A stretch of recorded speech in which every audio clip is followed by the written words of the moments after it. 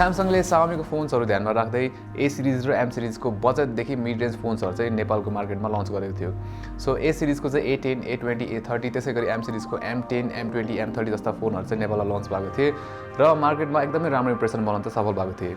यो फोनको रिभ्यूहरु चाहिँ हाम्रो च्यानलमा छ, हेर्नुहुन्छ भने चाहिँ लिंक यतापट्टि हुनेछ। र यसैगरी यस्तै भिडियो कन्टेन्ट्सहरुको लागि चाहिँ हाम्रो च्यानल सब्स्क्राइब गर्नु होला प्लस त्यहाँ भएको त्यो बेल आइकन थिच्नु होला फर नोटिफिकेशन्स। अब यसैगरी स्यामसङले आफ्नो M सिरिज र A सिरिजको अपडेटेड भर्जन चाहिँ नेपालमा ल्याएको छ रिसेन्टली र त्यसमध्ये छ एउटा चाहिँ स्यामसङको A20s। सो A20s चाहिँ A20 को अपडेटेड भर्जन हो। सो यो भिडियोमा चाहिँ A20s A20 भन्दा कति डिफरेन्ट छ र वर्थ इट छ कि छैन भन्ने कुरा चाहिँ हामी डिस्कस गर्छौं। Let's start. स्टार्टिङ अफ डिजाइनबाट सुरु गरौँ। पहिलाको जस्तै छ डिजाइन, यसमा चाहिँ एकदम फ्यामिलियर छ। A20s मा कुनै फ्यु चेन्जेसहरु पनि छन्, जस्तै तपाईहरुले यसमा चाहिँ ट्रिपल क्यामेरा सेटअप पाउनुहुन्छ जुन चाहिँ A20 मा चाहिँ थिएन, त्यसमा चाहिँ डुअल क्यामेरा सेटअप थियो।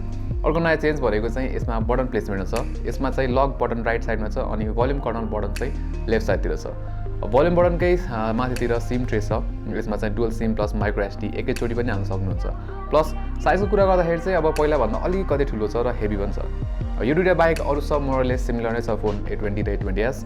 पहिला जस्तै पछाडिको ग्लास जस्तो देखिने ग्लसी प्लास्टिक डिजाइन छ अनि रियरमा फिंगरप्रिन्ट स्क्यानर पनि राम्रो ठाउँमा छ। फिंगरप्रिन्ट स्क्यानरकै कुरा गर्दाखेरि स्पिड चाहिँ डिसेन्ट छ र एक्युरेसी पनि राम्रो छ र यसमा फेस अनलक पनि छ र दुवै कम्पेयर गरेर हेर्दाखेरि चाहिँ दुवैको एभरेज अनलक स्पिड छ।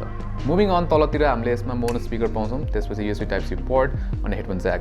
अरु खासै इन्ट्रेस्टिङ चेन्जेसहरु चाहिँ खासै केही पनि छैन। अब अगाडि स्यामसङले A20s मा 6.5 इन्चको massive IPS LCD screen use गरेको छ र यसमा चाहिँ रेजोल्युसन 720 by 1560 पिक्सल रहेको छ विथ 264 पिक्सल्स पर इन्चको डेन्सिटी। कलर्सहरु चाहिँ ठिकै छ, पपिङ छ, स्याचुरेटेड देखिन्छ र युट्युब भिडियोजहरुको लागि चाहिँ एकदमै राम्रै छ। भिडियो कन्टेन्ट्सहरु मजाले इन्जोय गर्न सकिन्छ। प्लस ब्राइटनेस पनि राम्रो छ, यसको सनलाइटमा नि एडिक्वेट छ, ठिकै छ। इन्ट्रेस्टिङली स्यामसङले A20 मा चाहिँ एमोलेड प्यानल दिएको थियो भने A20s मा चाहिँ ब्याक ट्र्याक गर्दै LCD प्यानल दिएको छ। सो त्यो कुरा चाहिँ अलि डिसअपोइन्टिङ छ। अब परफर्मेन्सको कुरा गर्दाखेरि चाहिँ स्यामसङले यसपालि यसमा स्न्यापड्रागन 450 चिपसेट युज गरेको छ, जसमा चाहिँ अक्टाको प्रोसेसर र Exynos 506GB युज गरेको छ।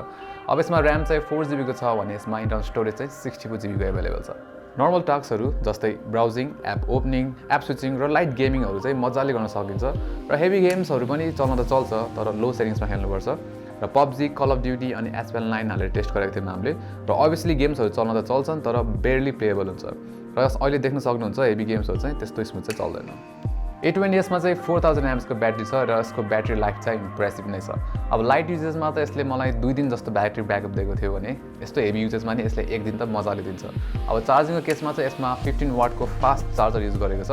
सो 1 आवरमा चाहिँ त्यस्तै 50 to 60% जति चार्ज हुन्छ भने फुल चार्ज हुन चाहिँ अराउन्ड 2 आवर्स जति लाग्छ। A20s को स्पिकर क्वालिटी चाहिँ डिसेन्ट नै छ।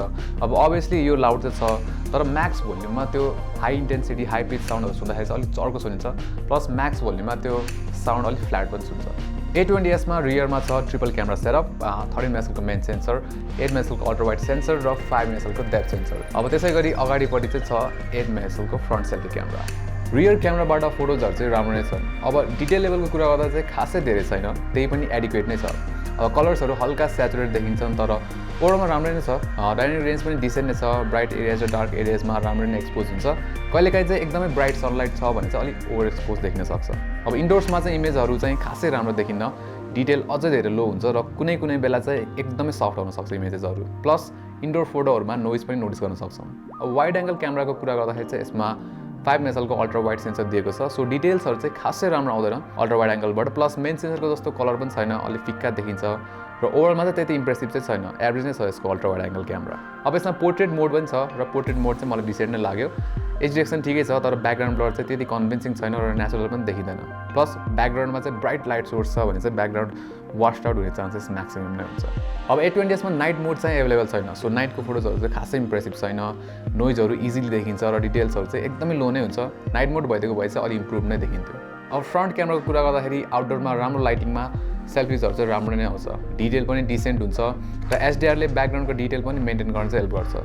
तर इन्डोरमा चाहिँ डिटेल अलि लो हुन्छ, फेसमा पनि र ब्याकग्राउन्डमा नोइजहरु पनि भिजिबल नै हुन्छ। प्लस फ्रन्ट क्यामेराबाट चाहिँ हामीले लाइभ फोकस सेल्फी पनि खिच्न सक्छौं र रिजल्ट्सहरु चाहिँ राम्रो नै हुन्छन्। एकदमै इम्प्रेसिभ नभए पनि बजेट फोनको लागि यतिको रिजल्ट्स चाहिँ एकदमै राम्रो नै हो। अब भिडियोसतिर जाँदाखेरि चाहिँ A20s बाट हामीले 1080p 30 fps सम्मको भिडियो खिच्न सक्छौं। भिडियो क्वालिटी चाहिँ एभरेज नै छ, डिटेल्सहरु त्यति राम्रो हुन्न र डायनामिक रेन्ज पनि एभरेज मात्र छ र स्टेबलाइजेसनको कुरा गर्दाखेरि पनि यसमा चाहिँ स्टेबलाइजेसनको अप्सन चाहिँ छैन। सो स्यामसङ A20s मा चाहिँ हामीले एन्ड्रोइड 9 पाउँछौँ र अभियसली स्यामसङको One UI पनि छ। अब युजुअल One UI नै हो, खासै केही चेन्जेसहरू छैन। स्यामसङको प्रिइन्स्टल एप्सहरू छन् तर मोस्ट अफ देम चाहिँ मलाई युजफुल नै लाग्छ। सो One UI मा चाहिँ अब नाम जस्तै यसमा सिंगल ह्यान्ड अपरेसनलाई चाहिँ इम्पोर्टेन्स दिएको छ, त्यही भएर आइकन्सहरू चाहिँ अलिक ठुलो छन् र नेटिभ एप्सहरू जस्तै फोन मेसेजिङहरूलाई पनि वान ह्यान्ड युजेसको लागि अप्टिमाइज गरेको छ र यो चाहिँ मलाई एकदमै राम्रो लाग्छ।